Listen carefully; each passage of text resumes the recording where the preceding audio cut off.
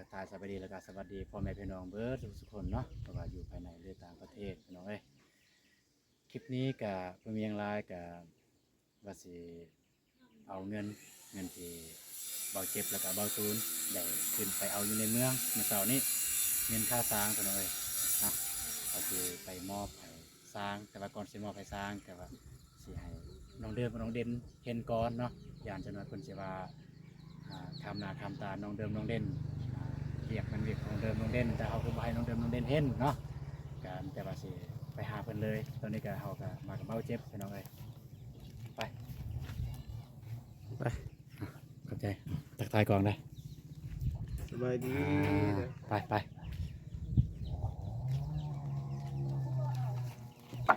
เนาะก่อนสิไปหาน้องเดิมน้องเด่นก็มาเบิ่งสร้างอีกแล้วพี่น้องเอ้ย EP นี้ก็คือเก่าพี่น้องก็เพิ่นก็ขาดหลายอย่างก็น่าจะมื้ออื่นถ้าเฮ็ดอันนี้แล้วมื้ออื่นน่าจะได้มุ่งแล้วมื้ออื่นนะจะไปเข้าไปถามสร้างก่อนจักหน่อยนึงสบายดีเด้อไอเดียสบายดีเฮ็ดหยังเนี่ย กำลังตอกใหม่สีครับ ไม้ซีค่ำ แมน เคยไม้ซีค่ำบ่เนี่ย แมน อ๋อแต่โบตูนนี่โอ้โหเด้เนี่ย ไม่กั้ม คันโบตูนเห็นไหมอันนี้เนี่ยมันจะเอาไปเฮ็ดฟืนได้เนี่ย แมน เนาะ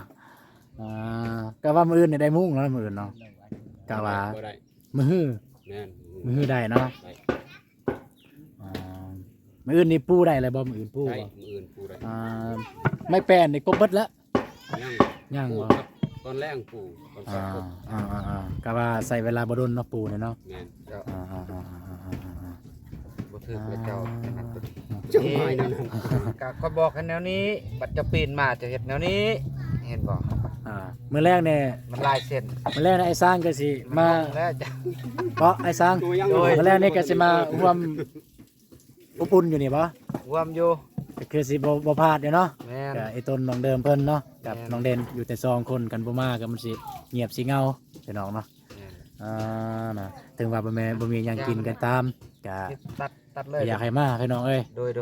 มาอบอุ่นให้น้องเพิ่นเพื่อให้เป็นการกำลังใจให้กำลังใจให้น้องเพิ่น แมน เนาะ โดยสบายดี ไปก่อนบ่กวนสร้างไปละจะน้อยสิเสียเวลานำเฮาเพิ่นว่า เป็นยังเป็นยัง มายามใดก็มากวนเพิ่นตลอดพี่น้องเอ้ยไป ไป ไปเฮือนน้องเดิมกับน้องเด่นพี่น้องเอ้ยไปเอาเด่นทักทายกองอายก่อนนะเฮ็ดหยังเมื่อกี้นี่สวยสร้างอีกแล้วคือบ่ดุคือมันแท้เอ้าสบายดีสบายดี แล้วแล้วคิดว่าไอไปอยู่รถเนี่ย เอ้ยมาได้แล้ว แล้วบ่ โอเค มารถบ่เป็นยัง เลย เข้าใจอยู่เปิดแล้วทางนี้เปิด สบายดีสบายดี สบายดี อ่า ตูนสบายดีมีไงใจบุญสบายดีเอฟซีตูน ให้ขึ้นก่อนบ่จึงสบายดี ขึ้น เอาขอขึ้นก่อนเด้อขึ้นไปอยู่เสลียงกัน สบายดี อ่า สบายดีน้องเดิม โดยสบายดี สบายดีข้างสบายดีข้าง สบายดีไอ้ตูนแล้วก็เอฟซีเบิร์ดทุกคนเด้อ สบายดีไอตูนไอเจ็บสบายดีทางพญายใจบุญสองไอตูนไอเจ็บสบายดีเอฟซีทุกคน บ่เคยได้ยินเลยพี่น้องเว้ยมันบ่มีไม้ใส่ไม้บ่ได้โทรศัพท์บ่เจ็บพี่น้อง บาตูนก็คือกันพี่น้องเอ้ยก็เอาโทรศัพท์ไอ้อนงมาถ่ายตอนนี้ ของบาตูนนี่ก็ละเงอะละอยู่หัน คือสิตายสิฟังสิเพลแล้วอ่ะ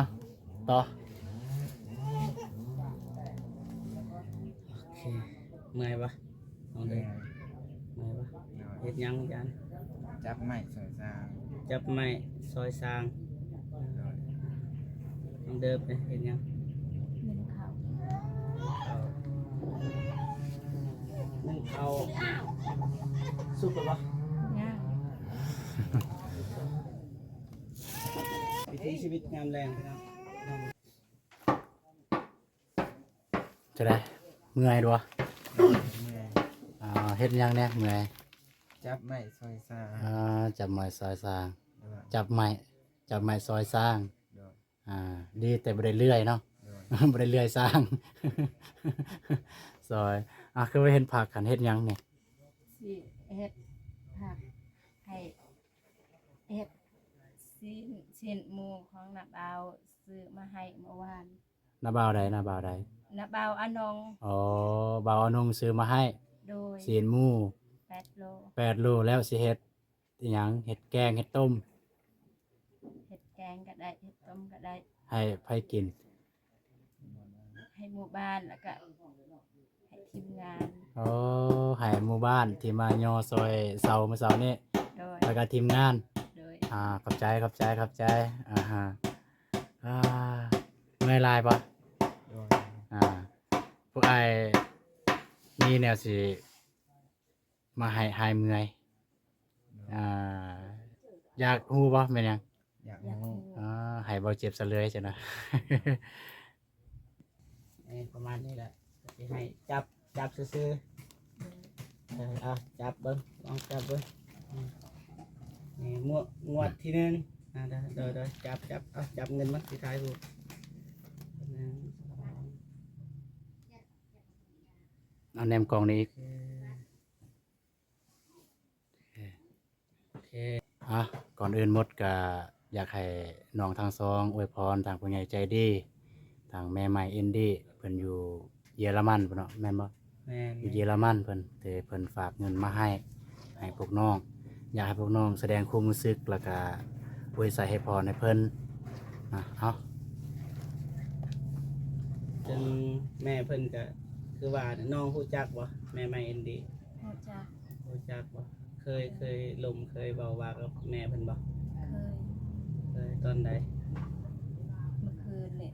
เมื่อคืนนี้ โดยแล้วก็ตอนแม่โทรหาบ่าวอนง เด้อ แสดงว่าลมลายเถือแล้วเนาะ แดงลมหลายเทื่อนะฮู้จักแม่เพิ่นอยู่เนาะ โดย จังไดก็ขอบคุณเลย แม่นเอาทีละคนเอาทานน้องเดิมก่อน ตั้งเดิมก่อนก็ได้นะ น้องเดิมก่อนจับเลยเงินถือเลย ขอบคุณเด้อทางคุณยายใจบุญแม่ แม่ไม่แอนดี้ แม่ใหม่เอ็นดี้ขอให้เพิ่นสุขภาพแข็งแรงเด้อความเจ็บใยใดความไข้ใยนี้ให้ร่ำให้รวย ขอให้เพิ่นอายุมันยืนมันยาวเฮ็ดเวียกไอ้สังขอให้มันเกิดมันเงยให้เงินทองไหลมาหาเพิ่น ให้เฮงให้ม่านให้โชคให้ลาบให้ปัง ขอให้เพิ่นสุขภาพแข็งแรงปรารถนาสิ่งใดขอให้ได้สิ่งนั้นเด้อสาธุ น้องเดน น้องเด่น ก่อนอื่นก็ขอบคุณ FC ที่เข้ามาชมทางเบาตู้นและเบาเจ็บเนาะขอให้ FC สุขภาพแข็งแรงแล้วก็ขอบคุณเด้อแม่ใหม่อินดี้ที่เข้ามาช่วยเหลือน้องเดิมกับน้องเด่นขอให้เพิ่นสุขภาพแข็งแรงความเจ็บอย่าให้ได้ความไข้อย่าให้มีปรารถนาสิ่งใดขอให้ได้สิ่งนั้นเด้อให้สมดังปรารถนาให้ร่ำรวยเงินทองไหลออกมาขอให้เพิ่นอายุมันยืนวันยาวตลอดปีตลอดไปขอให้เพิ่นอยู่ดีมีสุขให้หุ่มเฮืองอยู่เย็นยาวนานยาวไปเด้อสาธุ พี่น้องเมื่อกี้นี่แกคือความรู้สึกและการให้พรของน้องทางซองก็คือน้องเดิมกับน้องเด่น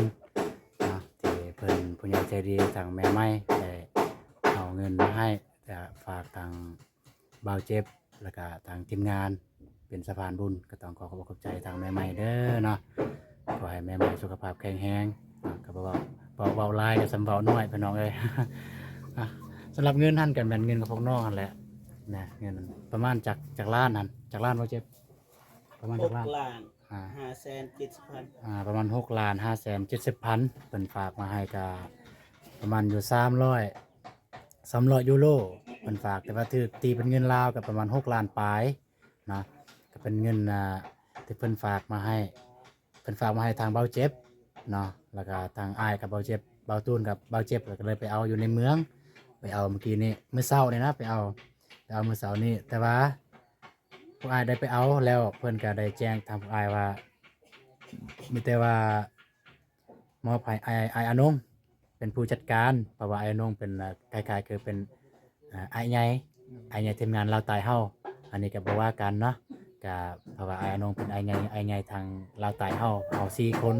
ก็เพิ่นเป็นผู้ใหญ่ว่าซั่นซะเป็นหัวหน้าว่าซั่นซะหัวหน้าทีมเนาะก็เลยได้ให้เพิ่นเป็นผู้จัดการเพิ่นสิเฮ็ดแนวใดเงินคำกำแก้วนี้แล้วทางเอื้อไม้เพิ่นได้ให้ภายแน่เนาะ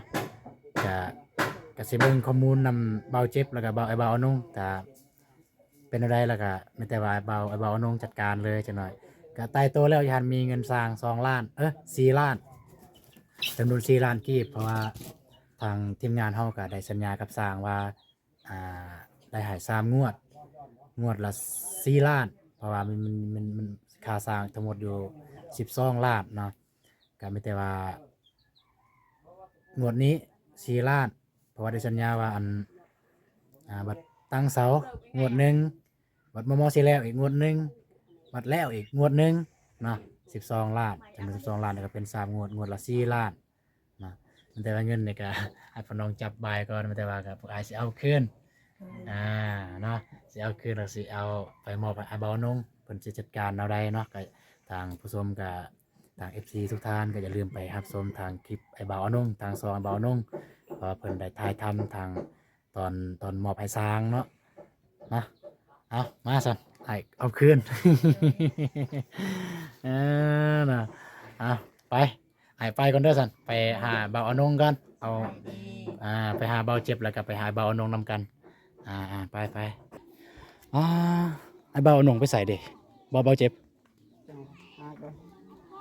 ตอนนี้แหละนี่พี่ก็ ไปสอบกับเบาอนงก่อนโมงนี้ก็สิแม่นเพิ่นไปลงคลิปบ่จักแม่นพูดไปหาเพิ่นไป เอาเงินไปมอบให้ เอาเลยนี่พี่น้องเอ้ยนักเรียนกำลังเลิกมาแต่โรงเรียนทางอยู่บ้านอาลิงพี่น้องเอ้ยเอาทักทายสบายดีเด้โอ้งามแท้สบายดี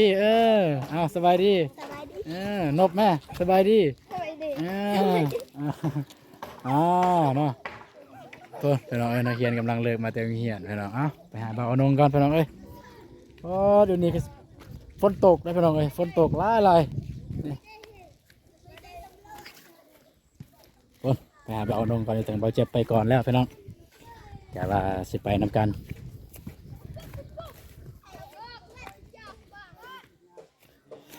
สวัสดีอีกแล้ว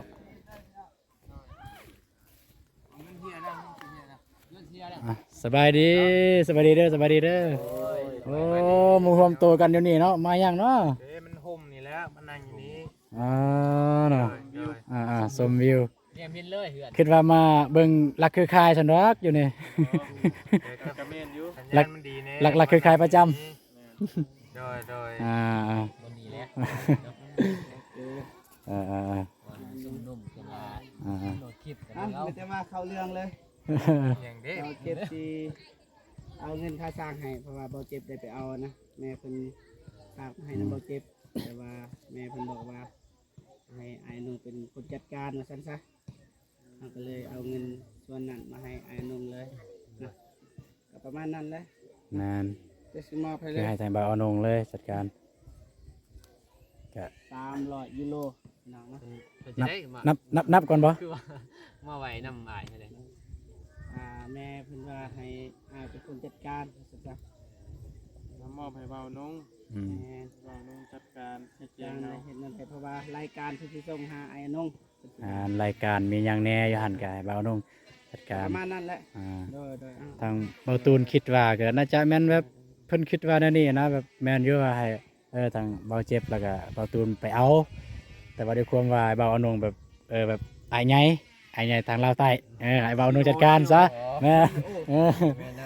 ให้เบาอนงเป็นผู้จัดการแนวนั้นเนาะก็บ่ว่ากัน บ่ทางทีมงานทุกไม้ก็คือการ แล้วแต่ แต่ สมมุติว่า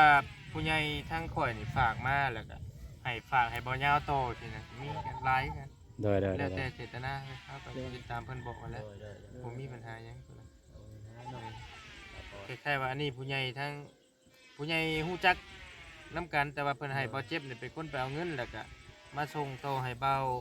อันนี้ อานงเป็นคนไปมอบให้ชายอีกที่นึง โดย การคือกันทางใดคือกันพี่น้องเนาะ จะซอยเนาะเดี๋ยวว่าทาง ทางเดิม กัน คือกัน เลย ทาง เพิ่น เดิม ก็ซอยเริ่มแต่ว่าเพิ่นพาทางบ่เจ็บไปซื้อเนาะทางบ่นุ่ง เราคิดว่า ขอบอกขอบใจทั้ง โดย ตั้งผู้ใหญ่เพิ่นเด้อทั้งแม่เพิ่นเนาะที่เชื่อมันแหละกับทีมงานเฮาแหละจะได้กะเป็นน้ำกันพี่น้องเอ๋ยเนาะคือว่าทางบ่เจ็บมานี่กะเป็นว่ากลับไปน้ำกันพี่น้องเอ๋ยเนาะกะซอยเรือส่วนทางน้องเดิมที่เก่าแหละก็ขอบอกขอบใจทางแม่เพิ่นเนาะที่เชื่อมันแล้ว ใจ ก็ ลายเด้อเราดีใจน้ำดีใจน้ำต้องเดิม จักรลาด 6,570,000 จ่ายนี่ ตามรายการตามรายการที่เราส่งให้อายนงเลยอาจัดการเลย เราไปคุยกับเพิ่นอีกทีนึงเฮ้ย โดยมีแต่ตามเพิ่นเนาะรายละเอียดพี่น้องเอ้ย ได้ได้ โอเค เราบอกคุยคุณก่อน ท่านขอบอกขอบใจทางไปแล้ว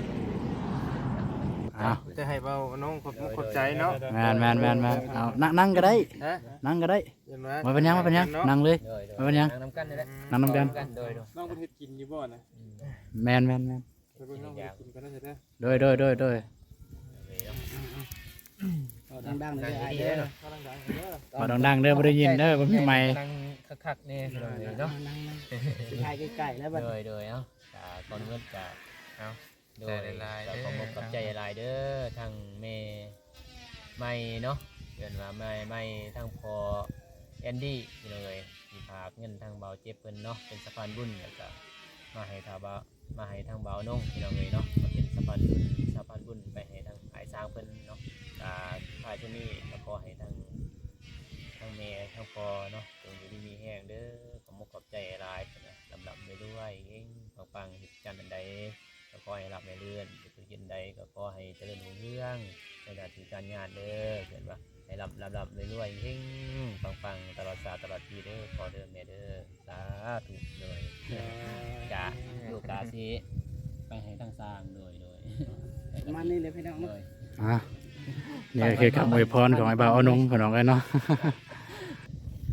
ทุกคนเนาะเมื่อกี้นี่ก็การทางบ่าวเจ็บประกาศบ่าวตูนก็เอาเงินจำนวนของแม่แอนดี้เพิ่นฝากมาให้สร้าง